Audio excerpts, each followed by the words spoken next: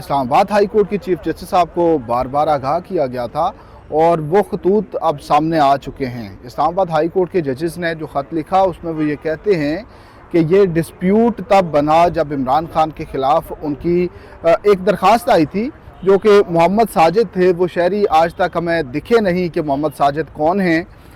ان کی درخواست تھی کہ عمران خان نے اپنی مبینہ بیٹی ٹیریان وائٹ کو چھپایا ہے، ان کو ظاہر نہیں کیا، اس لیے ان کو نااہل قرار دیا جائے۔ جو بچوں کو چھپائے گا وہ الیکشن لڑنے کا یا ممبر قومی اسمبلی بننے کا اہل نہیں ہو سکتا۔ تو اس پر سماعت ہوئی۔ چیف جسٹس عامر فاروق اور ان کے ساتھ دیگر دو ججز محسن اختر کیانی اور جسٹس ارباب محمد طاہر تھے۔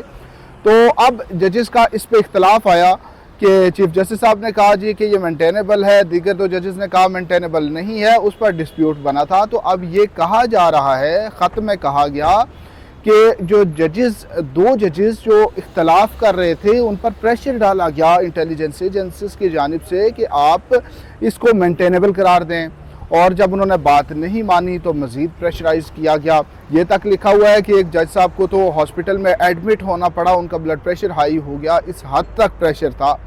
اور دیگر جو ایونٹس تھے، جو ڈیولپمنٹس تھیں، ان تمام کو کوٹ کیا گیا ہے۔ ایک جگہ یہ بھی لکھا گیا ہے کہ ہائی کورٹ کے ایک جج صاحب کو آفیشیل ریزیڈنس ملی، تو وہاں پہ وہ جب منتقل ہوئے تو انہوں نے ایک لائٹ ریموو کرانی تھی وہاں سے۔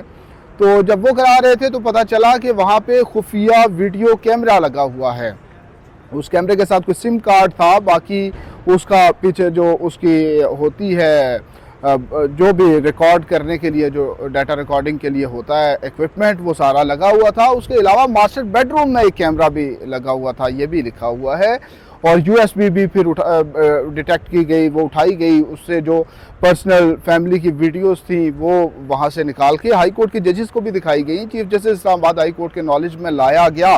یہ تمام چیزیں لکھی گئی ہیں اور یہ بھی لکھا گیا ہے کہ آخری خط جو فروری 2024 میں ہائی کورٹ کے چیف جسٹس صاحب کو لکھا گیا اس پر بھی کوئی کارروائی نہیں ہو سکی، اس لیے سپریم جوڈیشل کونسل پہنچے ہیں، کیونکہ اس سے پہلے ہائی کورٹ کے سینئر پیونر جج جسٹس شوکت عزیز صدیقی ایسے انکشافات کر چکے ہیں۔ تو اس کے لیے جو جج کا کوڈ آف کنڈکٹ ہے اس میں یہ بات واضح نہیں ہے کہ اگر اس طرح کی صورتحال آئے تو جج نے کیا کرنا ہے۔ تو بظاہر اس میں امینڈمنٹ بھی مانگ رہے ہیں۔ تو اب سپریم جوڈیشل کونسل سے انہوں نے گائیڈنس مانگی ہے کہ آپ ہمیں گائیڈ کریں، آپ ہماری رہنمائی کریں کہ اس پہ کیا کیا جا سکتا ہے۔ بڑے خوفناک حقائق لکھے گئے ہیں۔ باقی آپ نے مزید وہ لیٹر پڑھا ہوگا، اس میں بہت سارے دیگر واقعات کا ذکر بھی ہے، ماتحت عدلیہ کے ججوں سے متعلق بھی ہے۔ ایک جج صاحب کے گھر پہ کریکر پھینک کر انہیں تھریٹن کرنے کا بھی لکھا گیا ہے۔ تو یہ تمام تر صورتحال